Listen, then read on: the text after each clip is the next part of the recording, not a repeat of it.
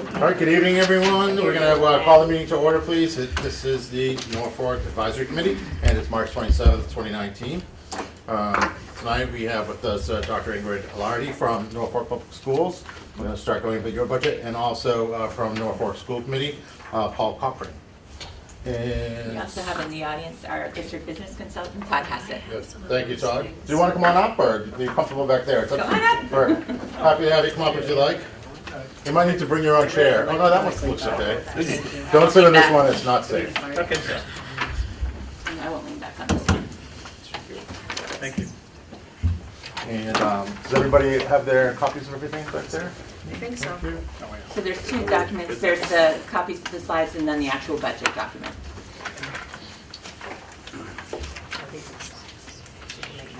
Okay. All right, all set, All right, thanks. great. So thank you for giving us the chance to come and present our budget tonight. The budget that we're going to present is a level service budget. It's a fairly conservative budget, but we know that the town has some fiscal challenges this year. So to start, we always use our district vision and our mission to drive our budget decisions. So the vision for the Norfolk schools is to teach, inspire, empower, and succeed. And our mission statement is really around providing challenging, rigorous learning experiences, helping meet the needs of diverse learners, and developing school, family, and community partnerships. We do have a new strategic plan, and we also have 4 primary key goal areas that we're focusing on between 2018 to 2020. Those 4 goals, the first is around fostering a safe and inclusive environment for students and promoting and strengthening social emotional learning. The second is around continuing to provide an engaging curriculum and offering personalized learning opportunities for students, fostering innovation, and helping encourage students to share ownership in their learning and growth. The third goal is around continuing to support our teachers through professional learning opportunities and collaboration. And the last is around developing a multi-tiered communication strategy so that we can get information out to the community quickly and also have avenues for parents and families to share feedback with us. This is just a long-term view of what the school budget has looked like. In order for us to open our doors the way that we close in June, it generally takes the school district about 3%. That's to meet contractual obligations for salary raises, adjustments, and increases in expense lines. So what you can see is between 2012 to 2019, we've been very fortunate for the last probably 7 years that the town's really been able to support the school budget at a reasonable level. So back in 2014, we had an increase of 4.7, 15, 4.25. The long-term average is about 3.38%. What you're not seeing in the slide is that the years prior to that, between 2009 to 2012, there were really deep cuts made to the schools. So we had years where we actually had negative increases and 0 increases. So during these last few years, even though we've had over 3%, we've really been focusing on restoring programs that were lost during that recession time. Okay. At the same time that we had some difficult fiscal years, there were significant cuts to federal and state entitlement grants. So since 2009, we receive almost $500,000 less from state and federal funds to supplement our school budget. We've also had, as I'm sure you'll hear when King Philip comes to present, there's been an increase in unfunded state mandates that we've had to absorb into the school budget. So just this year, we have new next generation science standards, and there's new Massachusetts learning frameworks for social studies as well.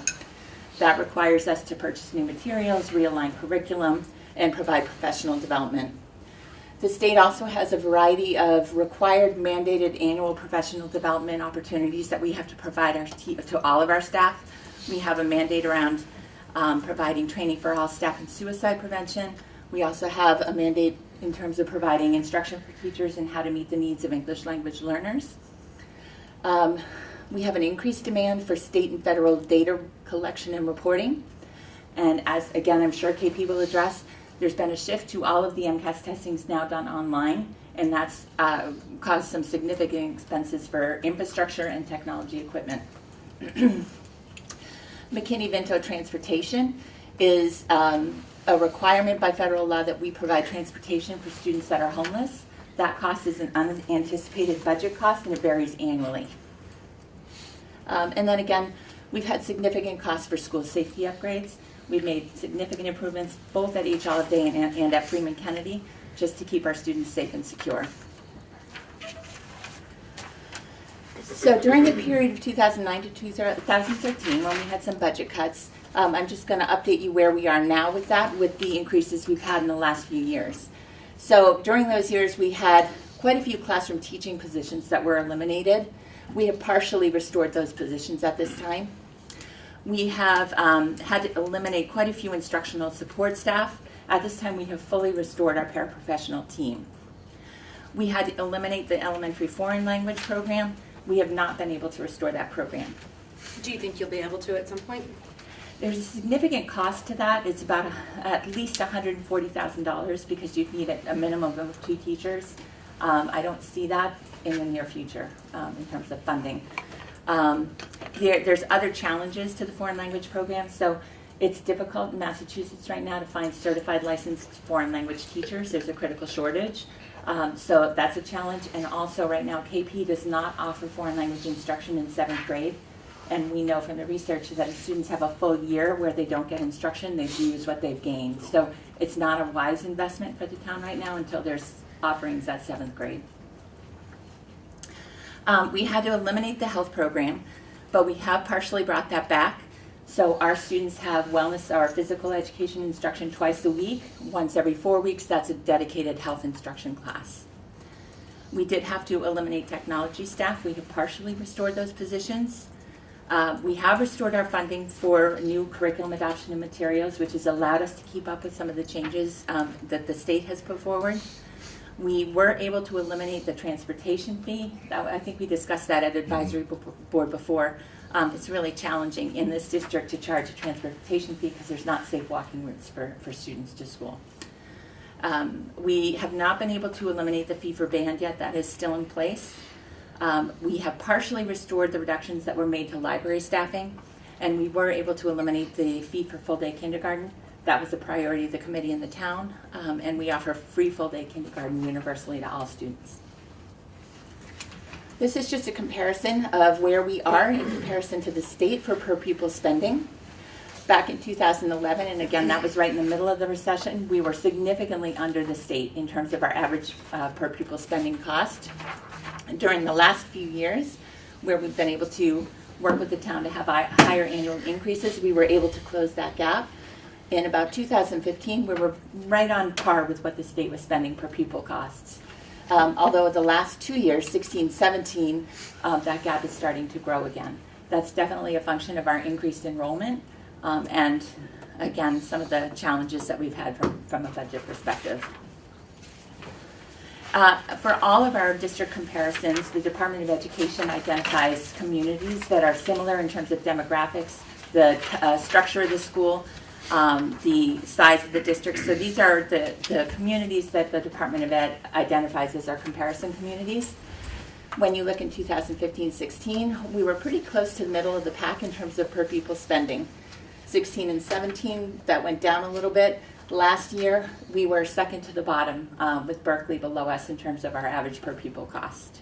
So our per pupil cost as the enrollment grows has been going steadily down. At the same time, I think that the town sees a really nice return on their investment in education. We continue to have high standards of achievement for students. This year, or in the past MCAS administration, we were in the top 18% of the state across all communities and all grades tested in terms of student performance on MCAS. Our class sizes are currently average, but we do have a lower than average student to teacher ratio. So that's our developmental math teachers and our paraprofessional staff that also support instruction in the classroom. We have outstanding arts education programs. We have an award-winning band program. Music, visual arts are strong. We have our students, as I mentioned earlier, have physical education and health education twice a week. In many communities, that's down for once a week. The majority of our teachers have advanced degrees and at least 10 years of teaching experience. And we have a very low turnover of teaching staff. And again, our facilities are in great shape. They're clean, we have great playgrounds and outdoor opportunities for students. This is just a snapshot of where we were in terms of our performance in English language arts on the state MCAS. This is a comparison to the state. We continue to strongly outperform the state across all subject areas tested. You'll notice in 15 and 16, there was no state data reported. During those 2 years, they allowed districts to choose whether to administer the MCAS test or to transition to PARC. So because all communities didn't take the same test, they didn't report any average state data. You'll notice 17 and 18, we saw a slight decline in English language arts scores, as did the state. That was the first administration of online testing. So for our students, that's the first time they had to write written responses and lengthy essays online live. So we've been working on a keyboarding program and supporting our kids and having more experiences with that, and we expect the scores to continue to reflect that growth. I apologize. Does Sure. that continue to be for, how many grades are being tested on that? All grades, 3, 4, 5, and 6 take the ELA and the math. The Right. science is only 5th grade. My kids are older. That's okay. As far as the math, again, we continue to outperform the state. Our scores in math have stayed very strong. Even with the adoption of the online testing, it had a lesser impact on students in math than it did in ELA, the transition to computer-based testing.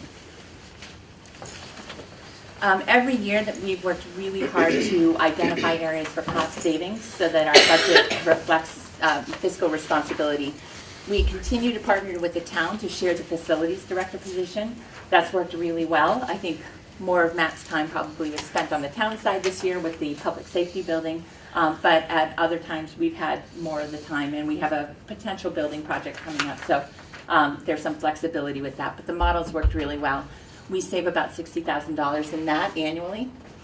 We also are sharing an HVAC support position, which has saved us a lot in terms of not having to contract out HVAC work, so that's a shared position with the town. We also have a shared assistant facilities manager and maintenance position, so we have one custodial position that's shared. That work week is Tuesday through Saturday, so it helps us manage the overtime budget. We're not bringing people in on overtime to supervise the schools when we have events on the weekends.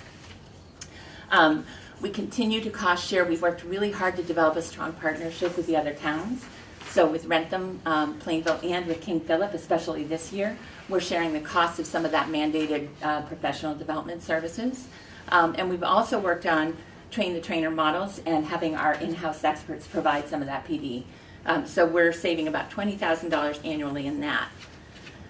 One of the biggest areas that we've seen some really nice savings and also really strong programming is our special education programs. Last year we expanded our therapeutic program at the Freeman Kennedy School. We brought in a part-time psychologist that works with that program exclusively. With that change, we were able to keep additional students in district rather than having to send out.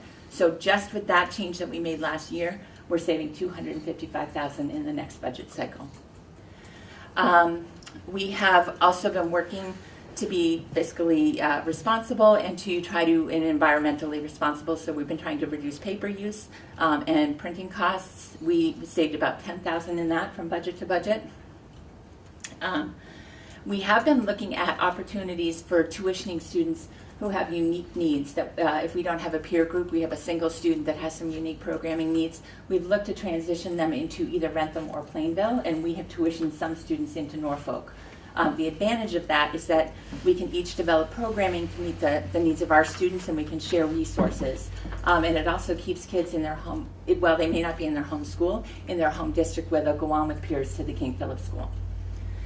And the last thing is we were spending quite a bit of money contracting out home-based services for students on the autism spectrum. We now have trained internal staff, and we do those services ourselves with our own internal staff. That's about $15,000 a year.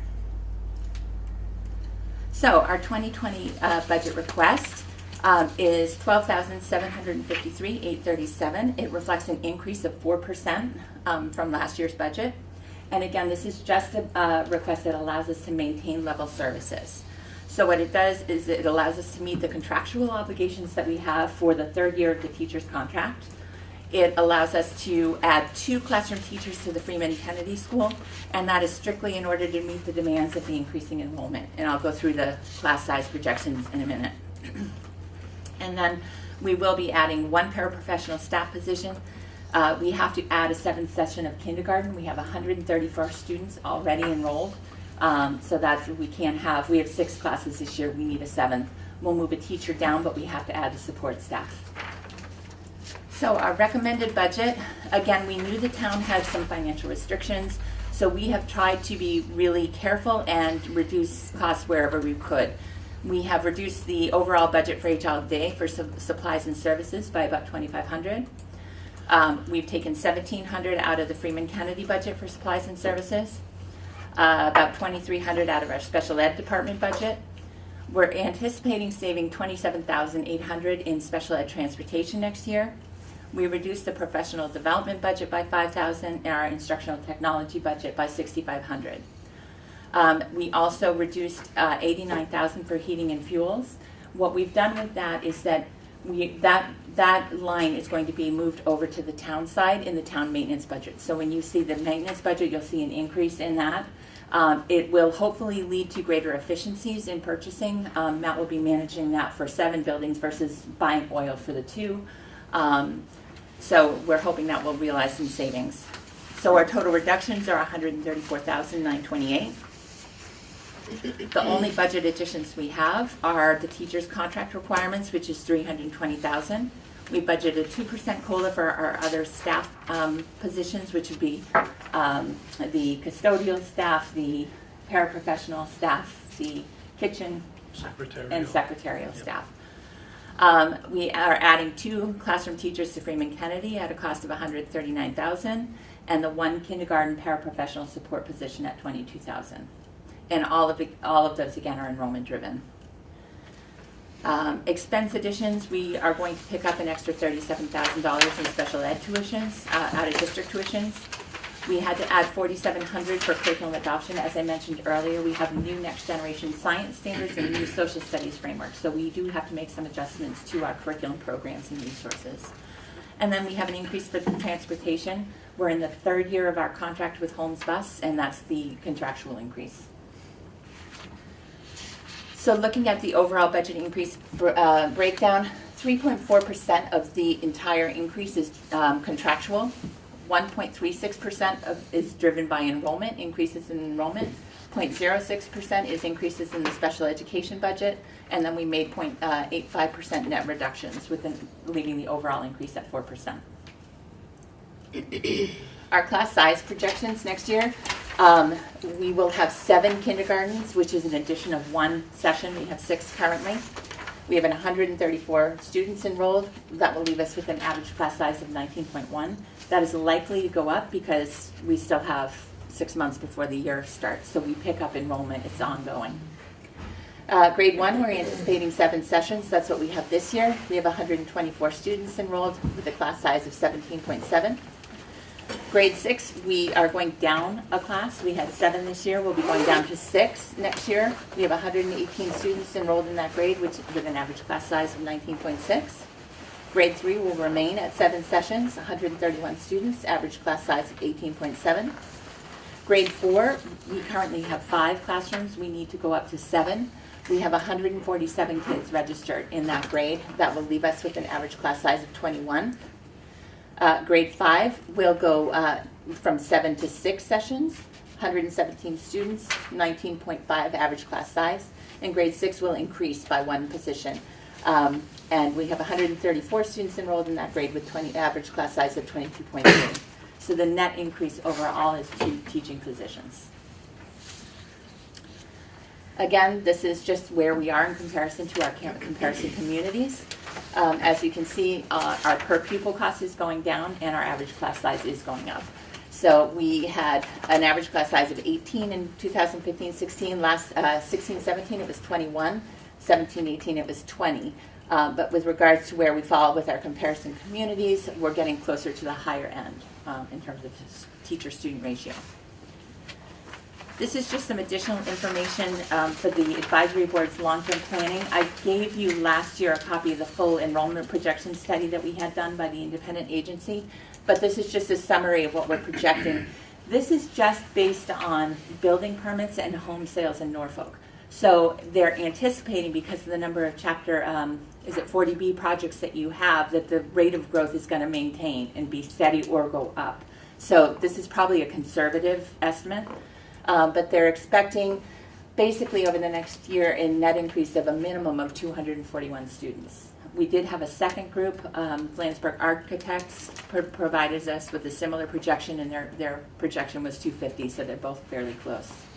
And it's across kindergarten through 6. Yeah.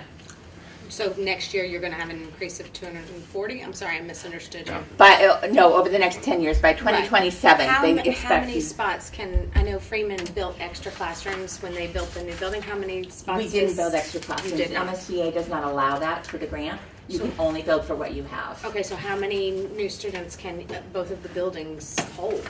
Not many. We have done a design feasibility study, and we had a space study committee with the town for the last couple of years. We are out of space at H. Olive Day now, so we don't have any additional classrooms, and we won't be able to absorb much more enrollment there. So the 7th kindergarten class you're adding, you're actually taking away from another. Second grade is going down. to Right. No, 6. I know for the Yeah. teacher, but I'm saying you're actually just going to take over their room That as room, well. yes, yeah, that room will go. But Like as 240 students is a lot more classrooms. right, it's about 10 to 12 classrooms. So we don't have the capacity to absorb that. That's why I've given it to the advisory board for a couple of years. We had a design study done. The recommendations of the space study committee are to consider a building addition at the Freeman Kennedy. Basically, when that building was built, it was built to grow and for expansion. So the model plan had opportunities for where it could be expanded. The designs that we had done that the town funded last year at Fall Town Meeting connect the back two wings, so it goes out in a U. There'd be a connecting wing. What we would have is an early childhood center in the downstairs that gives us 7 preschool classrooms and all the special education offices, and then 9 additional classrooms upstairs. What that does is it allows us to move the preschool from H. Olive Day over and the special ed offices, so that you then have capacity to increase and absorb enrollment there, and it gives you classrooms at Freeman Kennedy as well. So it was the most fiscally wise decision, because you build capacity with one addition for both buildings. So, and we do have cost estimates for that project as well. This is just a breakdown of our total budget. 69% of our budget goes to professional salaries, 4% goes to clerical salaries, and 13% goes to other salaries. So that would be food service, nursing, custodial. Okay.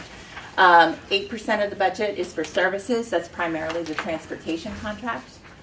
3% goes to supplies. 1% is other expenses. So those are things like contractual buyback, sick leave buyback for retirement. And then 2% goes to tuitions, for special education tuitions. There are many items that we did not request in the budget because, again, we know you have some financial restrictions.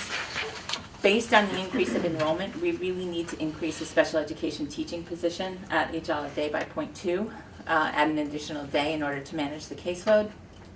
We wanted to restore 0.1 of the 0.2 reduction we made last year in our team chair position. That's the person that runs special education and IEP meetings. We're pretty maxed out with having somebody just 3 days a week. We would like to add a developmental math paraprofessional to support students that are struggling, and another developmental math teacher. Restoring the world language program also we talked about earlier. And we would really like to increase our budget for custodial summer help. The challenge that we have for the last few years is that the rec department uses our building almost all summer to run summer camps and programs. They don't leave until after the first week of August, so the capacity of our team to clean the buildings and turn it over and have it ready when we have a pre-Labor Day start is really tough. Expense items that we did not ask for or include, again, we still would like to eliminate the band fees. And we really have to watch our technology replacement budget. It's not going to keep up with the needs, because Freeman Kennedy was all built in 1 year. Almost all the equipment in that building is now 10 years old. It was several years old before it was even installed. So the cycle of replacement, we only have, what do we have, 40,000 for equipment replacement. It's not going to keep up with that kind of capital need. So we should be slowly increasing that budget. Most of the equipment at H. Olive Day is also aging out. We do have a 5-year budget projection and long-term tech replacement plan, but we weren't able to really start that this year because of other budget needs. And that's what we've got. I'm happy to take questions or, yes? On the summer custodial help, is, in your opinion, would there be a way maybe to look at, instead of having that be school budget money, it seems to me if that's like rec department, maybe some user fees could, We could certainly talk to, we could Whack talk to about- Ann about that. I know they try to keep the program costs right. competitive. But if it's only 2,500 and you're spreading that out by all the Right. Yeah. users, that might be a small amount. Yeah, You know, we it's not a certainly big could talk ticket with item, them. really, 2,500 percentage-wise, but it might be a little. Yeah, we might Something. be able to negotiate, because our team does clean the classrooms after they use them, and it's been sort of a partnership, but we could certainly look at that. I think that the Fun in the Sun summer program is fairly low right now. I think, Yeah. I would agree with Suman. I think it could handle a small increase, if, Okay. you know, depending on what that would be. Yep. I know from when my kids did it, it's not expensive. Yeah. When we built that school, the goal was to make it accessible to recreation. Yes. So, so we're currently not doing any kind of cost sharing with them? No, we don't, because that was the goal when the building was built, that would be a shared resource for the community. We don't charge rec anything for summer use. So they use our classrooms, they use the gym, and we don't have a cost share agreement with them. We just make the space available. So if you were to add, say, a usage fee to some of the programs, whether it's Fun in the Sun or other programs in the summer, you would use that to hire extra staff What we'd like to do is hire some extra staff, yeah. to full-time or just on a temporary No, basis? for just summer? temporary for summer. So basically, during the summertime, when the rooms are empty, they pull all the furniture out, Right. they wash the carpets down, they wash the walls, they wash everything before it goes back in. But we can't do that until rec If they're department's using it. out, right? Right, So okay. with a shorter window, we don't have enough So you're staff talking to about turn it over like quickly. for like a 1 week temporary Yeah, person, couple manual weeks. labor. Yeah, yeah. How much of the school do they use? Oh, they use the gym most weeks. Right. They use the library media center as well. They use 4 classrooms for some weeks. And then we also have some of our own programs running during the summer. So basically, one wing of the building is in use pretty much most of the summer. Thanks. There's a chairman of the rec commission here, maybe we should talk to him about that. I have just a curious question. Is it in the teacher contracts, the current teacher contracts, that they don't go to lunch with their classrooms? Is it written in it that that's Yes. something they don't do? Yes, they have a duty-free lunch period, and we have lunch monitors that No, I know, supervise. but I'm Yeah. saying, I was thinking if you're talking about ways to eliminate things from the budget, if, for the next contract, if they had to do 1 day a week, you know? Or Most- maybe, it most might even work out to be communities now- 1 or 2 days a month, I mean, with there's so many teachers, so. It would have to be negotiated through collective bargaining, but most communities now, teachers have duty-free lunch. They have a half hour, because they have to eat their own lunch too, so I think it would be a hard negotiating point. We could certainly look at it.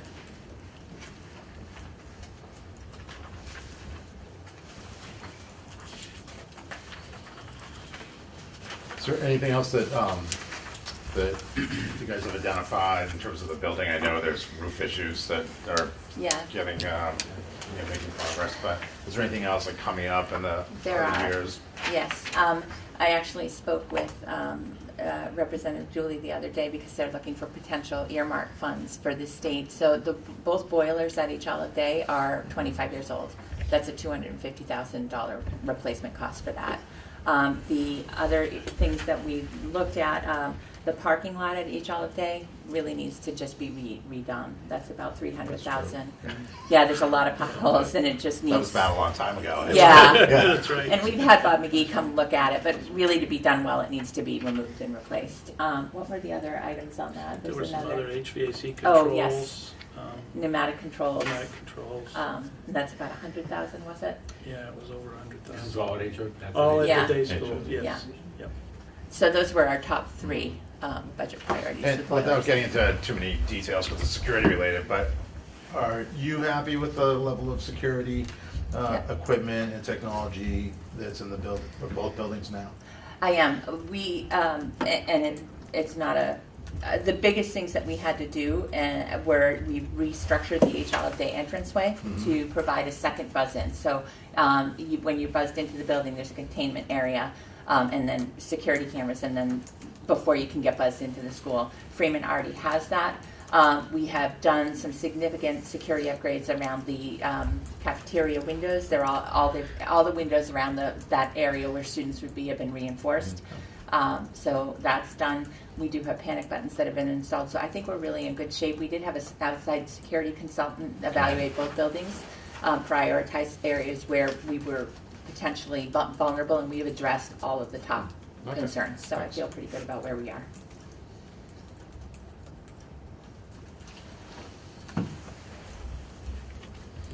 Anything else? No? It's a pretty flat budget. We're not developing programs. I mean, we had a significant cost for the contract, and we have to manage the enrollment. So that's really all that's in it. So this is last year of the teacher's contract, so next We'll be year. renegotiating, Yeah. yes, Yeah. in the fall. Your library support staff very well might need to be added this year. Yeah. I don't know if you are aware. The Well, person we who, have- well, I'm the volunteer coordinator from the town. The Yeah. person who is your current library parent volunteer who's Yes. been running the whole thing she doesn't have any kids there anymore, and Yeah. we've tried, we can't find anyone to take on that role. And she was in the library every day, and that's gonna be hard to find someone who's willing to do that. Yeah. I mean, We're we're probably gonna have to restructuring hire the a new library person, program yeah. a little bit for next year. So with the current retirement, we are able to hire a library teacher. Okay, good. Which is a little bit different with a fairly cost neutral change in staffing. But we do, that's in part to recognize that. I just wanted you to Our be libraries aware. have run I on wasn't sure. volunteer. We're having a meeting with Lisa Hickey in a month or so to Yeah. let her know that that's the status of it. Yeah. But, I didn't know if you were aware. So we don't actually have a librarian in our library. We have a librarian at the Freeman Kennedy, .8, or .8 or .9? .8. Yep. And then we have an assistant librarian at the Freeman Kennedy. We have an assistant that runs the H Holiday Library. So are they librarians or are they teachers? The have a Master of Freeman Library Kennedy Science? is a librarian. The staff member at H Holiday is not a teacher. She's a paraprofessional staff member Okay. who has run the library for a number of years. The librarian at the Freeman Kennedy manages ordering for both schools and does some library oversight. But we're moving to having a librarian at each building, .8. And just one quick other curriculum question. So I know we have band, obviously, at our at the elementary schools, but is there still music? Yes. There is, in Yep. addition? We Okay. have general music Yeah. as well. Yeah. Mrs. Musial, Right. the music And teacher. that's at HOD, right? Is there one at? She's at both, right? Oh, she goes We to have both Mrs. schools? Bostress at HOD Okay. and Ms. Musial at both. Oh, okay. Yeah. Mrs. Musial, the music teacher. It was after my time. Where I went to college with her. They're great. I love it. It's Yeah. just so she wonderful. was a music teacher before she was Mrs. Musial. It's cute. Thank you very much. You're very welcome. Appreciate it. Thank you. Thanks. Found it just See all of you. Nice speech. I hope she's Keep it watching. short, to the point. It's good hearing from you. Thanks for speaking up. I'll tell you people need the smart board, but I'm gonna turn it off. Do you want me to move the extra copies, or should I take those to town meeting? You can take those. I think everybody got one. No, because of the He wants me to Cool chair. respond. Yeah, I said the cool chair was opened up, but she. Yeah, I know, that's all right. Almost Cole's planning on talking behind me and then he has come to the table. Cole, you're up. Chief, you're up. Just about to do that, but I don't have to. There you go. How are you, Brian? Made it. Great training right now. Close way. Yeah. How are you, Chief? Well, hello, everybody. Hello, Chief, how are you? That's what my friend Mr. Russo would say on his radio show. So what can I do for you tonight? I think we had questions on the person that you're hiring that's going to be both police and fire. Am I right? Say what?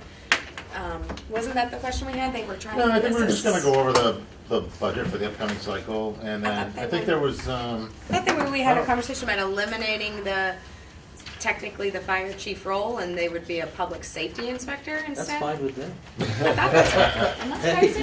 Then I can No, leave I right think now. they're to adding it. another layer, and then they, Yeah, they're adding, right, I think that's what we were trying to figure out, what that other layer of the person, the staff that Speaking you were English, hiring. right, Joyce? Oh, Please tell me I am.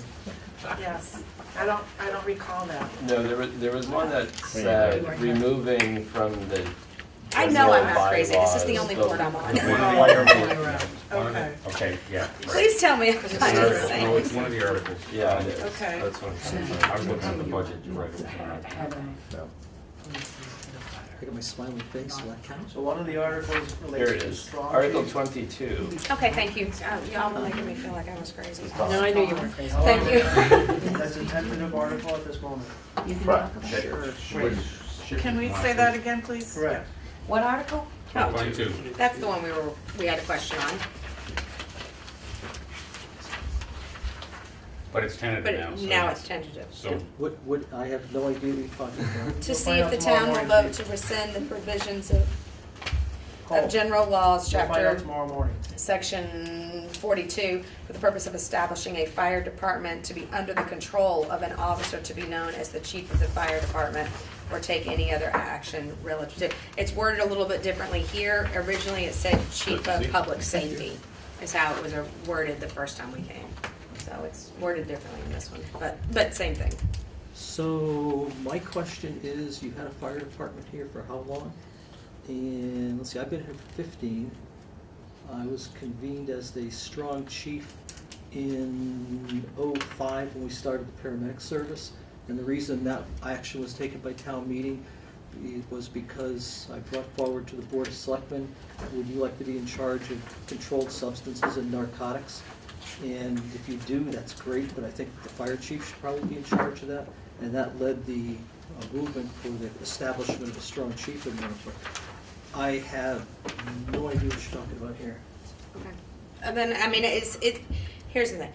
It's worded differently in this copy than it was when we first talked about it. It also has been changed to tentative, so it sounds like it's not even going to be a thing. If you don't know about it and it's changed, well, we might I just don't have to know. get some more information from the Board of Selectmen, because Todd? it's their article. Yeah. So there was discussion being had by the Board of Selectmen with regards to the strong chief position and whether or not to have that removed or keep it. So That would be the most foolish thing the town of that's why you're Norfolk gonna have the discussion tomorrow, which is why it's tentative. has. Okay. All right, so let's move on Well, from then, that then. okay, Yeah. sorry. So can you give us an overview of your budget or any anticipated changes? I know you probably have some couple of personnel movements and things. Everyone's familiar that our fire chief is, of all these great years and a wonderful service, is moving on and retiring. All right, so, Yes, it's a sad day. yes, yes. And your successor has been named. Apparently, yes. Yes. Yes, yes, yes, Yes, announced the meeting, is that right? true? Yes. Yeah. What can I tell you? So, can you give us an overview of any of the, like a big picture view of your budget, or the budget for the upcoming year? And It's a modest increase. I believe we're in the 2.5%, maybe just a little bit over that. The budget has been in flux for a number of weeks as the Board of Selectmen continue the negotiations with Local 4134. That contract, to the best of my knowledge, has not been ratified, but is in its final stages. Right. I haven't been that involved in it. So once that is established, the final personnel numbers can be derived and be provided. I'm sure that work will be completed before town meeting. As far as the department goes, the boards, both selectmen and advisory, approved last year the hiring of the 14th firefighter, which now establishes 4 on a shift, Monday, 7 days a week, 8 a.m. until 8 p.m., which is a vast improvement in coverage. Obviously leaves us the gaps at night. We have filed, probably very few people are aware of it other than perhaps Todd. We have filed with the federal government SAFER grant. SAFER grant is a federally funded program established for assisting firefighters in fire departments or municipalities in hiring firefighters. It's always been my position the 15 years that I served as your fire chief that we need to establish 4 personnel on each shift. The grant was written for 2 to put the additional 2 people on board to establish that type of staffing. One of the things that we've seen during the course of the year, I think Steve may have alluded to it, is it's been a year in flux. When you look at Norfolk, in terms of how we compete for the limited number of people that are available out there, paramedics, given the number of retirements and vast hiring which has taken place simply even in Norfolk County, the competition for positions is very difficult. And when you put into context that Bellingham is hiring entry-level paramedics at $67,000, we're hiring at $50,000. You get a flavor for what our problem is. I will say that Jim Lehan was exceedingly understanding the magnitude of the problem, and certainly worked with Local 4134 to move the compensation package for the firefighters forward. To give you an idea of what the impact has been, in the last 6 months we lost 2 firefighters, both of which I could certainly attest to the fact would be officers here at some point. Gus Greaves grew up in Norfolk, played football at KP, exceptional individual, stayed with us for a short time and went to Foxborough. Fortunately, he stayed with us on the call department. Kevin, good grief. Brady. Thank you very much. Kevin Brady came on board with us. I would say that at some day he would have been your fire chief. He left and went to Hingham. Again, both of those moves were motivated by a better economic package. It left a tremendous gap for us, losing 2 very experienced firefighters and paramedics, more importantly. We've replaced them, if you want to call that, with 2 very young people, neither of which are paramedics, given the pool that's available.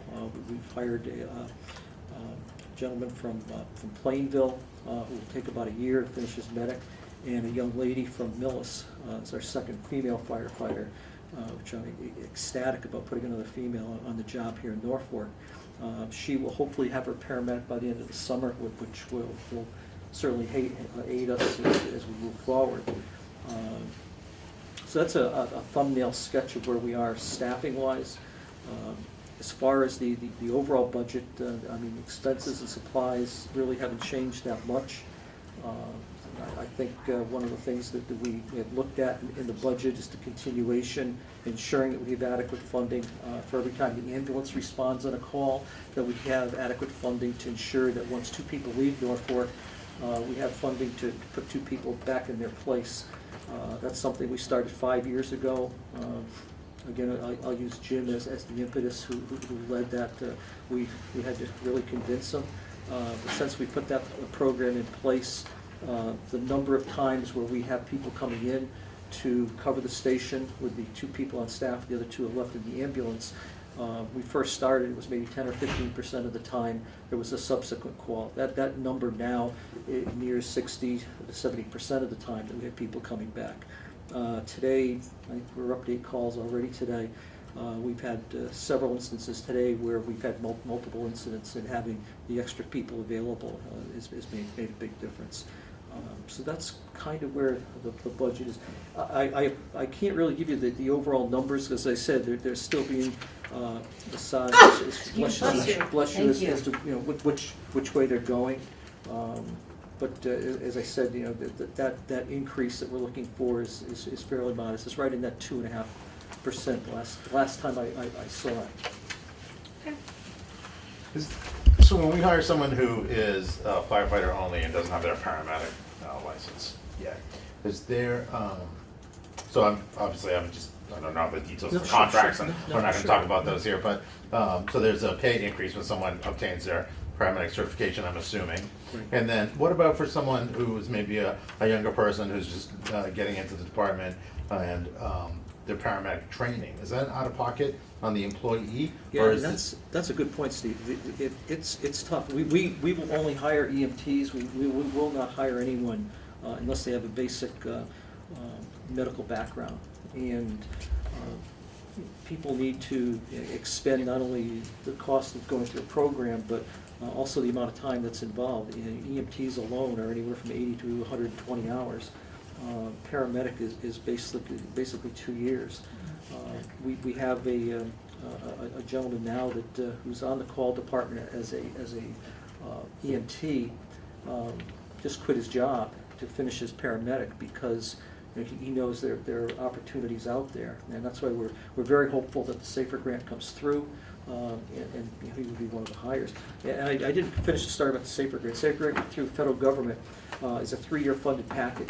The first 2 years of the package, federal government pays 75% of the position. The third year it pays 35%. And in the fourth year, the town has the option of dropping the position or continuing the position. That format was changed 3 years ago. Prior to that, funding was provided for 3 years at 100, 75, and down to 60, 65%. And in the fourth year, the town was required to hold on to the position. That has been removed from the grant process, so it's somewhat more palatable, particularly for smaller communities, cash-strapped communities, to enter that. Gives a consideration phase, take a look at it, make a determination what can be done in terms of the overall picture of the community. So there's no tuition reimbursement for someone that comes in as an EMT that may be going there paramedic. And that's tough. When we started in '04, Joyce might remember, we made the commitment to go to paramedic. We paid for 3 people. And they left. Yeah, they're gone. One retired on disability. One is now going for the deputy chief's position in Norwood. And number 3 is a nurse, one of the Boston hospitals. We've hit a perfect storm situation. The number of people that are available is just down. When I came in 2005, when we started paramedics in 2005, we interviewed we had close to 60 to 70 applications that came in. The last 2 positions that we've hired for, we've had 5 and 6 resumes come in, and the resumes were not very good. And we've kind of come up with a reverse approach that we're trying to bring people in who live in Norfolk, most importantly, that want to get involved. They spend some of their own time with us, and then they transition onto the call department.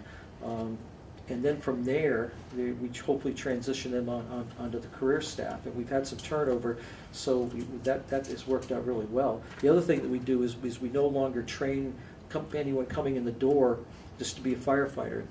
When they come through the door now, the first thing they do is they spend time on the ambulance. So as an EMT, they're qualified to at least provide basic life support, drive the ambulance for a paramedic, that type of thing. Then from there, they learn how to drive the fire apparatus and operate the fire apparatus. And the final part of their training, as their evolution goes on, is they're trained to actually be firefighters. So it's a paradigm shift in how fire service trains today. And we've had to do it just to make ends meet. We started 7 years ago. Town's divided in half. I think you might have heard the story before. Everything on the odd side of Main Street, whenever somebody calls in a fire, Rentham sends an engine. Everything on the even side of Main Street, Franklin sends an engine. One of the things that will be a challenge coming up is now Massachusetts is an OSHA state. One of the caveats under OSHA requires that if we arrive at your home for a fire and we do not have 4 personnel on scene, we cannot go into the home and fight the fire. I mean, we can, and as long as nobody gets hurt, it's not an issue. If we don't, we go in the building, someone gets hurt, it's a really, really bad thing. We were unfortunate to be cited by the Massachusetts Department of Labor Standards for a silly situation, and I call it that, where we were remanded for not having a quote-unquote respiratory protection program. We worked with the Department of Labor Standards. We now have a book about 1.5 inches thick. We've trained our people in respiratory protection. When they came in to do their inspection, they admitted that indeed we did have one, but it didn't meet what the requirement that they had. Since that time, DLS, when they adopted OSHA, adopted a watered-down version of OSHA, and now they're in public hearing to actually take in the actual OSHA standards, which are really, really stringent. And that's going to be an issue that everyone in the Commonwealth is going to face going forward. I suppose the one good thing you can say is the office is staffed by 3 people, and what can 3 people really do in a state the size of Massachusetts? They've been here once. And I think they know that we take our job very seriously, and I don't foresee them coming back seeing us anytime soon. But a number of things go hand in hand. The standard includes conditions of fire stations, how you store your medical supplies. It's pretty comprehensive. I've had the unfortunate situation of being in Connecticut and being part of the standard inspection through Connecticut OSHA. And in Connecticut, they have 2 people for the entire state, and they're assigned simply to municipal fire departments. So it's a little bit different situation. So that's kind of like a thumbnail of where we are. As far as the ambulances go, we have a great program in place now where we're replacing every 8 years, 4 years frontline service, 4 years goes to second service, and then the piece is turned over. Through certainly work here and the work of the board, both of the ambulances are about as safe in terms of operation of our personnel. Our stretchers are now totally automated. When we arrive at the scene, we press a button, the stretcher comes out of the ambulance, we press another button, it goes down to the ground, we bring the patient out, we press a button, it goes back up, and another button, it slides into the ambulance. Since I've been here 15 years, we've had 2 firefighters, very, very good members, that went off with back injuries from the job. So we worked very hard on that. Our new fire officer's shift truck, or quote-unquote brush truck, will be delivered probably by the end of April. Deputy Chief Petrucci and I designed the first truck, and we forgot one thing, that it gets cold in the winter here, so that the water and the hose and the pump that are on the truck, we have to take off every winter. We just put it on this week, and we've already used it twice. The new truck will be totally enclosed and heated, so we don't have to do that anymore. So we did get smarter with age, and we corrected that situation. So that's kind of where we are. I think moving forward, there's been lots of discussion about the new fire station when we get to that point. I can tell you definitively that the design of that station shrunk from 18,000 square feet down to 13. The station that presently exists on paper will meet the needs of the community for a number of years. There's been a lot of questions about apparatus space. I certainly don't foresee or forecast that Norfolk will be adding fire equipment. We have two pumpers, 2 engines. We have a ladder truck, a large tank truck that carries water. We have the 2 squad units, the 2 staff cars, our 2 marine units. We have rolling stock, an adequate amount of rolling stock. If anything, as time goes on, probably that rolling stock will consolidate perhaps more. So the garage space is not an issue. The building is designed to sleep as many as 5 in the dormitory area, which would give us the opportunity during storms to upstaff with an extra person. We have training room, never had a training room before. Have a training room that will seat 30 people. So there are a lot of good things. I mean, the knock that I see on the building is where do we put the file cabinets? I think that's an issue, but when you continue to shrink the building down, I mean, that's something to look at. So the building that's out there in a paper state is certainly no frills, but it's certainly very functional for the fire department. One of the things that we talked about, you hit on here, was the capital expenditure and the ambulance replacement. So for this upcoming year, there's nothing, looks like there's no capital expenditure left. There's a request in there for a quote-unquote pickup truck. That'll probably be converted to a vehicle for the new chief. We have 2 staff cars. The one is the chief's car, the other one is the hand-down. Seen better days, so I would forecast that moving forward, the move would be to replace that car, and then the car that's presently assigned be moved down to be used by whoever the next deputy chief is. The deputy chief has a vehicle assigned all the time to him, or her for that matter. The other thing we talked about last year was ambulance receipts. How is that this year? I can tell, one of the great stories I like to tell now is Marie Simpson come to the fire department. We charged Marie early on with taking over the ambulance receipts because I'm not an accountant. I did stay at a Holiday Inn Express, but I'm not an accountant. And to give you an idea how bad of an accountant I was, I used to brag, we brought in $325,000 last year for the ambulance. Marie's first year, she brought in $425,000. We're now bringing in well over $500,000. And having someone there who understands the process, understands what the parameters are for billing, dealing with our billing company. I mean, it's invaluable how that's worked out. And plus our number of transports are up. This month we transported, just a couple days left, we're around 120 transports. So we've never transported really more than 100 and 102 people in a month. So the number of transports that we have gone up. We changed our billing structure with a third-party company. That's helped as well. But having somebody there to truly spend the time to trace the paper as it goes with the insurance companies, and it's another feather in the cap given the fact that the insurance industry is paying less and less for the services we provide, and having her available to deal with our third-party billing firm speaks for itself and what we're deriving from income. This shows you what a bad job I did. She's. Thank you.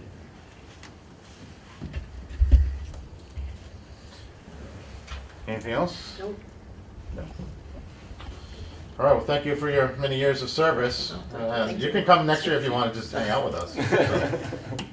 I'll have to follow up on this. You'll hear about it in the morning. I guess it will. Surprise, surprise. All right, thank you very much. Have a good Thank day. you, Thank Mike. you, take care. Thank you. Bye-bye. So, we have some minutes, right?